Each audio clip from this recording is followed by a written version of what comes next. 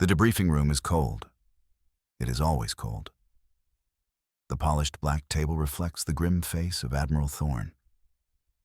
He does not offer you a seat. You do not expect one. His eyes, gray and hard as asteroid iron, are fixed on you. On the wall behind him, a star map flickers. One point of light, a deep, angry red, marks the freighter's stardust drifter, or where it used to be. The ship simply ceased to exist. One moment, it was coasting through the Seraphim corridor. The next, a brief, silent flash of impossible energy. No debris, no radiation signature, no distress call. It was erased from the universe.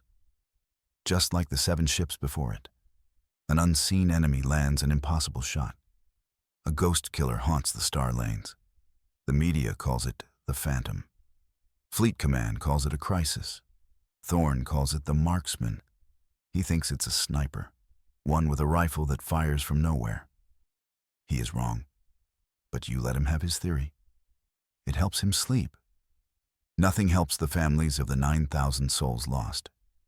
They were traders, colonists, explorers. Now they are just a statistic, a puzzle that no machine can solve. And that is why you are here. Because when technology fails, when star science hits a wall, they turn to you. You are the outlier, the weapon that thinks and feels. Your file is thin. Most of it is blacked out. But one line stands out. One line is all Thorne cares about.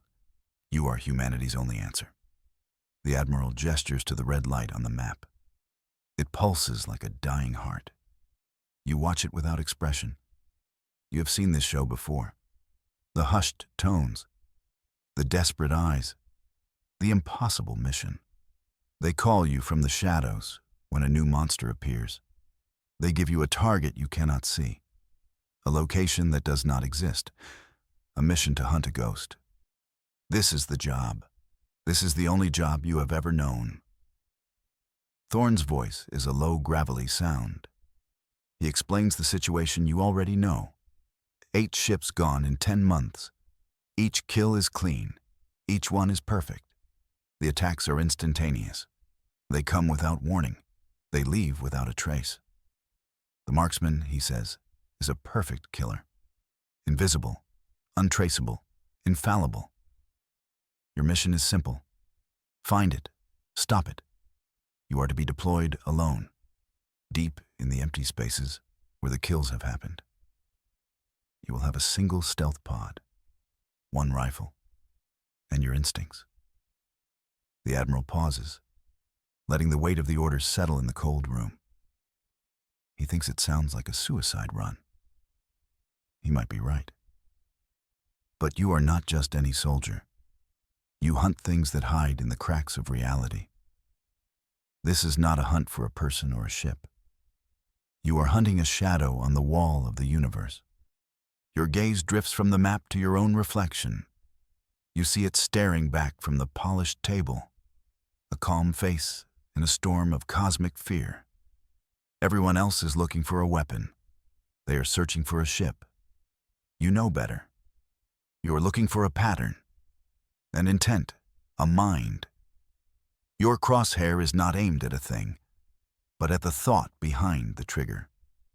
You feel the familiar hum begin inside you, a low thrum of anticipation, a vibration that is not sound, but something deeper. It is the feeling you get when the hunt begins. The Admiral is still talking. He details fleet movements and patrol vectors. It is all noise. You are already gone, already in the black. Crosshair on the unseen Marksman. They do not understand your weapon.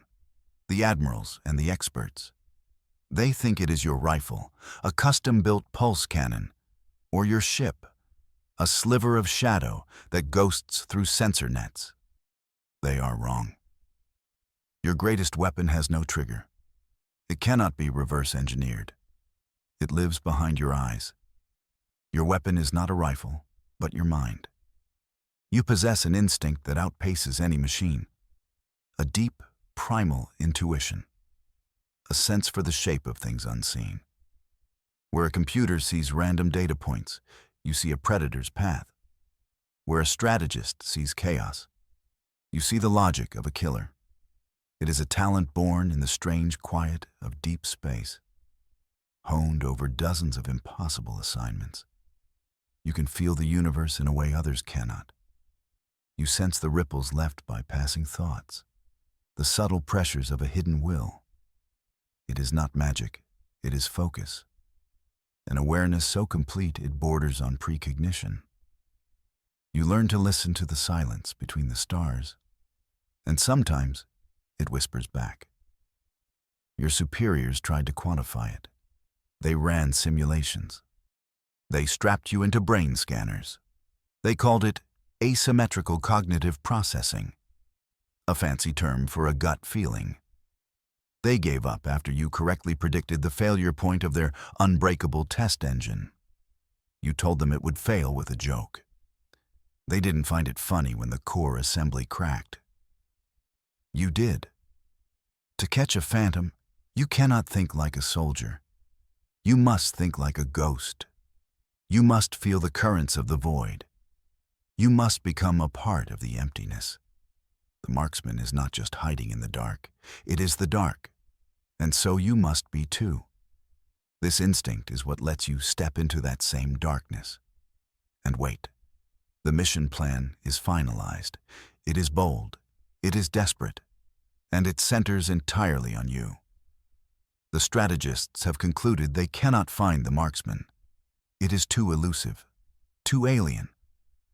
So they have decided on a new approach. If you cannot find the hunter, you must make the hunter find you. To catch a phantom, you must become the target. You will not be hunting. You will be bait. The most tempting, most obvious, most irresistible bait humanity can devise. They will equip your stealth pod with a unique energy signature, a beacon designed to mimic a rare, high-value resource vessel. It will scream easy prey across every known spectrum, and a few unknown ones. You are being prepared, physically and mentally. Days are spent in deep meditation. You slow your heart. You quiet your mind. You expand your senses until you can feel the subtle vibrations of the station's hull. The technicians watch your vitals on their screens. They whisper to each other. They do not understand what they are looking at. They see a human being entering a state of near hibernation. You are sharpening a blade. Your pod, the stillness, is a marvel of engineering. Its hull is coated in metamaterials that drink light and radiation. It is a perfect void in the void. But now they are adding the lure, a power core that bleeds a specific frequency of energy, a frequency that, according to their best guess, the marksman will find impossible to ignore. It feels like they're painting a giant target on your back. Because they are. That's the entire point. There is a briefing with the tech team. A young, eager scientist explains the bait system. He talks about quantum entanglement and resonance cascades. You just nod. You ask him one question. Will it look delicious? The scientist blinks, confused. Deliciously vulnerable? You clarify. He stammers that it will. That is all you need to know. You are the cheese in a cosmic mousetrap. The system is designated Kepler's Folly. A little gallows humor from the engineering team. The name sticks. You are being flown out to the edge of the kill zone, dropped off like a package. From there, you will be alone, a single glowing morsel in an ocean of hungry darkness. You are the perfect bait. And now, you just have to wait for the bite. They leave you in the corpse of a dead star system. Its sun collapsed into a white dwarf eons ago. It casts a weak, ghostly light on the 5 dead planets that remain. They are little more than frozen balls of rock and ice. There is no life here, no movement, no hope. It is an arena of silent stars. a graveyard the size of a solar system. Your pod, the stillness, clings to the dark side of a rogue asteroid. The asteroid is your designated hiding spot, a single cloaked rock in a sea of nothing. Your scanners are off. Your engines are cold. Only the bait system is active. It pulses a soft, rhythmic energy signature into the void, a lonely heartbeat in the endless night. From your cockpit, you see only blackness. The distant light of the white dwarf is too faint to register. The only stars are the ancient, cold galaxies far beyond this dead place. You are suspended in a perfect, silent vacuum. The silence is so profound, it feels like a physical pressure against the hull. It is a crushing, absolute loneliness. This is your hunting ground, an empty stage for a duel between two ghosts. There are no landmarks, no cover except for your single asteroid, no allies to call. Just you, your rifle, and the invisible enemy you have come to meet. It is the kind of place that can break a person's mind. The sheer scale of the emptiness can swallow you whole. For you, it is just another office, a slightly bigger one than usual, with a much worse view. You check your systems for the 100th time. Everything is green. The pod is performing flawlessly. The bait is active. You settle into your chair. The rifle rests in its rack beside you. It is a familiar weight, a comforting presence in the crushing emptiness. Now the waiting begins. The hardest part of any hunt. Days bleed into one another. The ship's chronometer is the only thing that marks the passage of time. You eat nutrient paste. You drink recycled water. You sleep in short, disciplined cycles. Most of the time, you just sit. You watch the blackness. You listen to the silence. This is the long, crushing wait. The isolation is a weapon. It can be used against you. It can fray your nerves. It can make you see shadows that are not there. But for you, the isolation is a training tool. It strips away distractions. It forces you to look inward. You use the time to sharpen your senses, to hone your instinct. You push your awareness out from the pod, past the asteroid, into the cold, silent dark. You let your mind drift, but you do not let it wander. You are a predator in a state of patient readiness. You are a spider in the center of a vast, invisible web. You feel for the slightest tremor, the faintest vibration, the whisper of a thought that is not your own. Your only company is the low hum of the life support systems. It has a steady, predictable rhythm. You find yourself trying to have a conversation with it. It's not very talkative. Sometimes you let your guard down on purpose, a calculated risk. You project a feeling of boredom, of fatigue, of inattention. You want the Marksman to think you are just another complacent freighter crew. Oblivious to the danger, you make yourself look like an even easier meal. The waiting is a physical wait. It is a slow, crushing pressure. But you know this is part of the game. The first one to lose patience loses. Then it happens. Not a bang, not a flash of light. It is a touch, a cold touch from beyond, a probe. You feel it as a sudden drop in the ambient temperature of the void, a cold spot in the universe. It is a feeling you have never experienced before. A presence brushes against your mind. It is not hostile, not yet. It is curious, analytical, incredibly alien.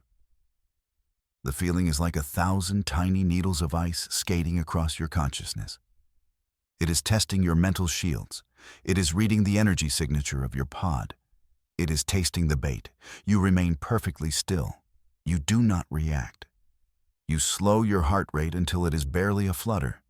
You project nothing but the bland, automated thoughts of a ship's computer. You show it nothing.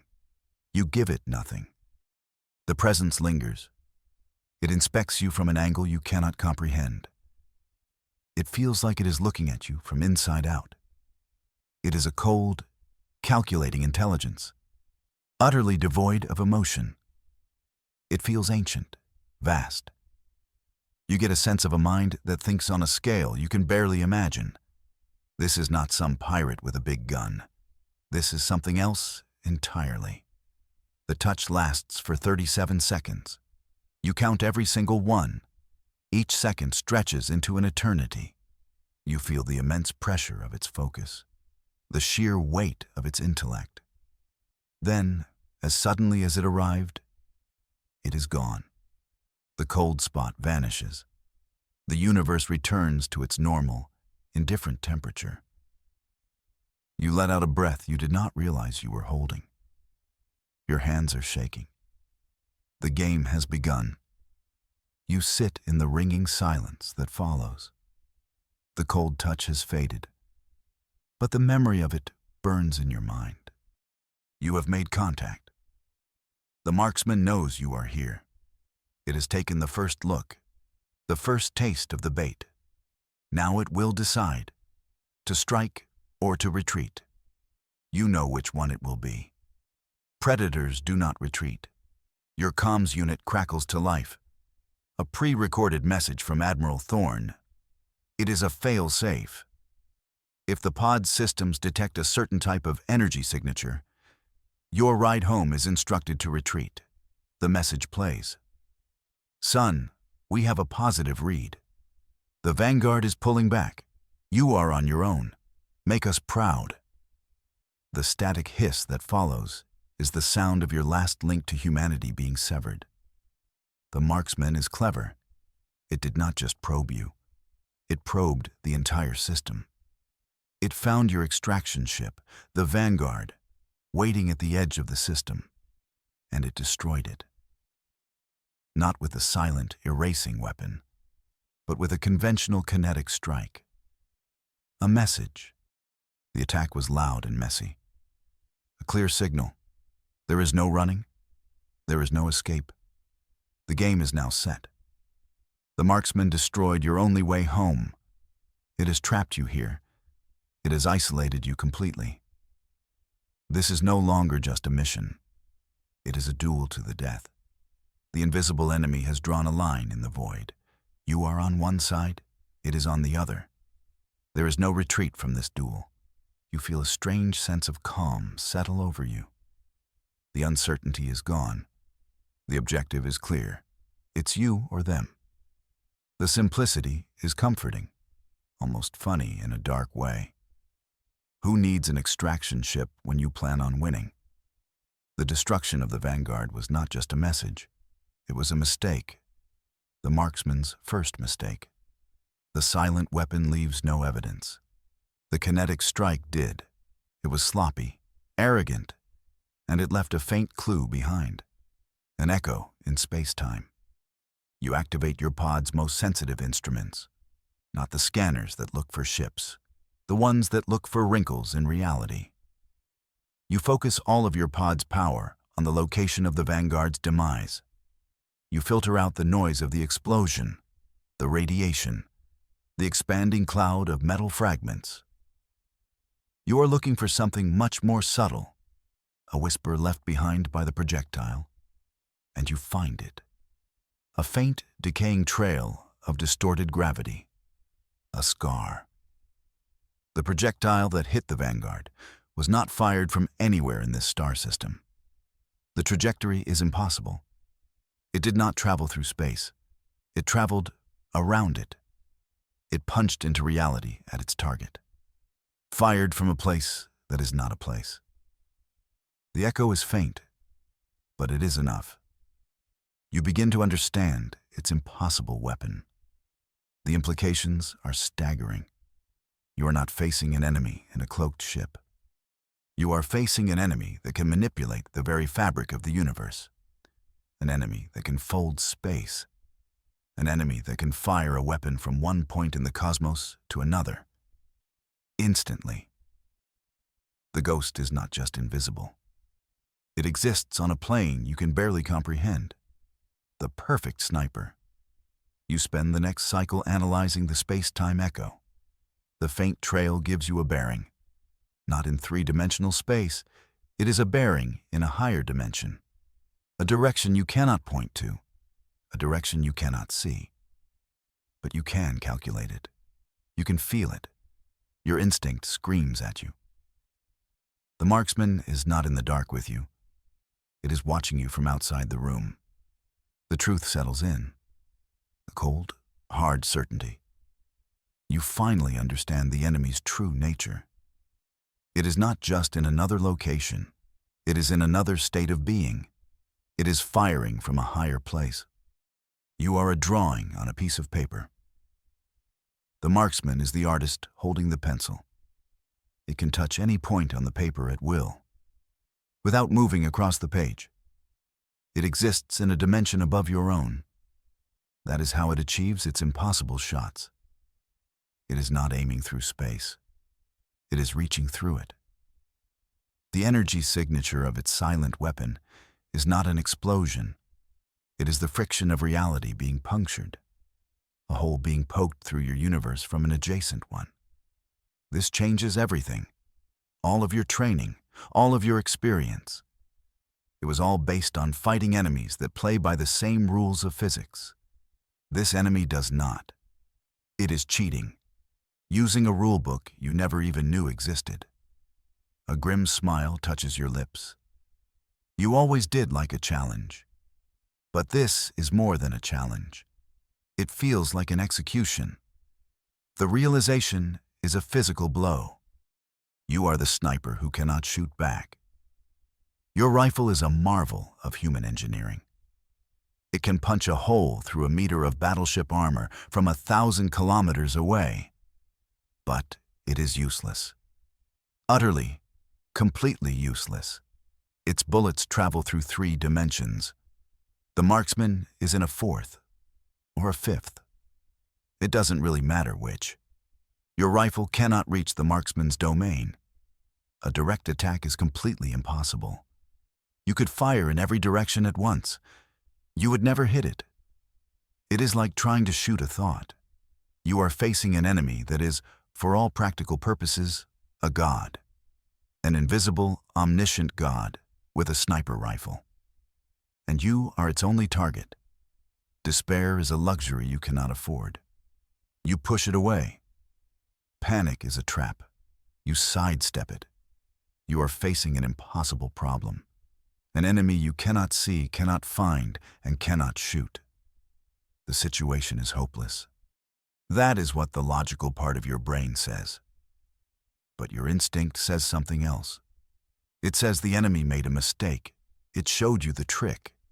And any trick, once understood, can be countered. You are trapped, outgunned, outmaneuvered on a fundamental level of reality. The marksman has every advantage. It is in a position of absolute superiority. And that is its weakness, arrogance. It believes you are helpless. It believes you are a 2-dimensional creature incapable of fighting back. It is about to learn that you should never underestimate a cornered human. You cannot shoot the target directly. The thought circles in your mind, a hard, unchangeable fact.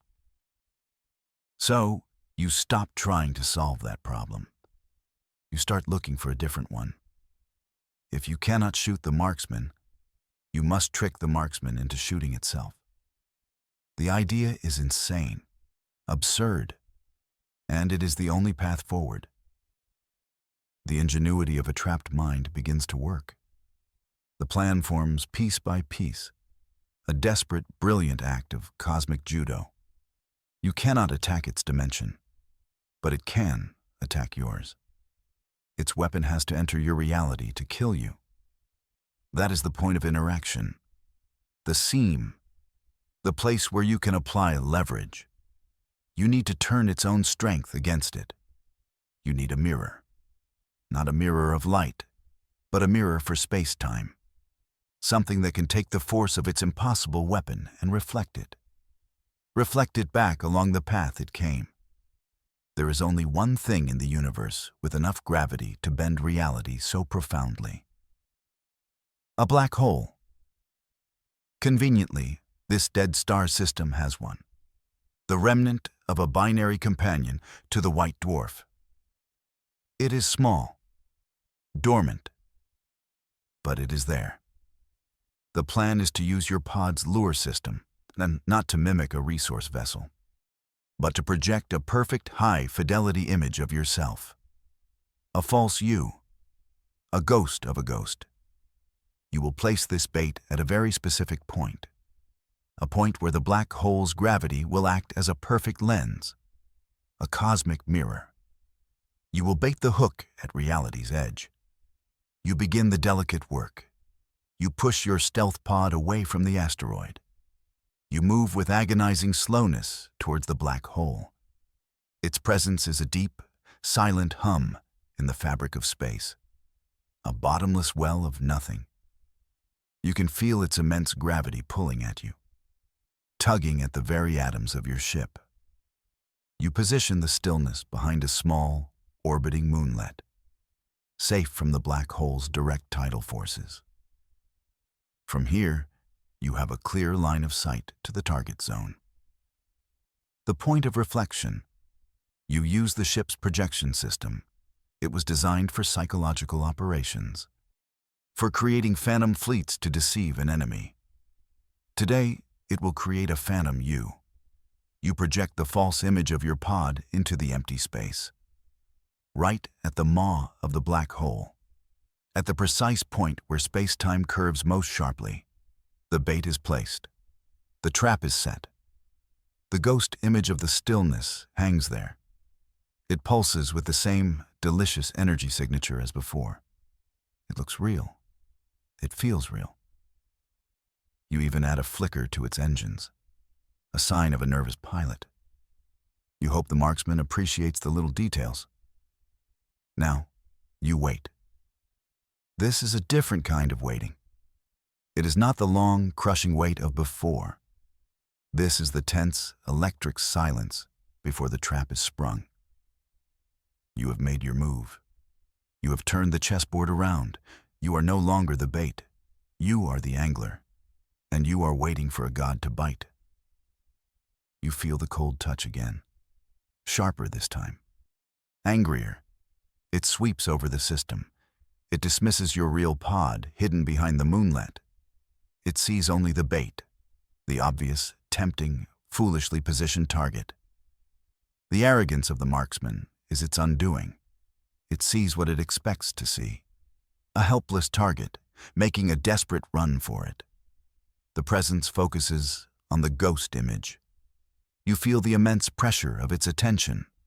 The universe holds its breath. You see the distortion before you feel it. A tiny point in front of your projected pod begins to shimmer. Space itself is twisting, tearing. The shot that folds space is coming. The Marksman takes the bait. It fires. A lance of pure, focused, dimensional energy erupts into your reality. It is aimed perfectly at the heart of your phantom ship. For a microsecond, the weapon travels in a straight line. Then it hits the gravity well of the black hole. What happens next is beautiful. Physics becomes art. The black hole's gravity is a perfect lens. It catches the incoming bolt of energy. It does not absorb it. It bends it. The lance of light and force is twisted, warped, turned back on itself. The black hole becomes a cosmic mirror. The beam is reflected perfectly. It travels back along the exact same dimensional path it arrived on.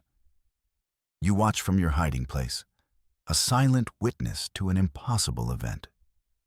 The shot disappears back into the shimmering hole it came from. A self-inflicted wound across dimensions.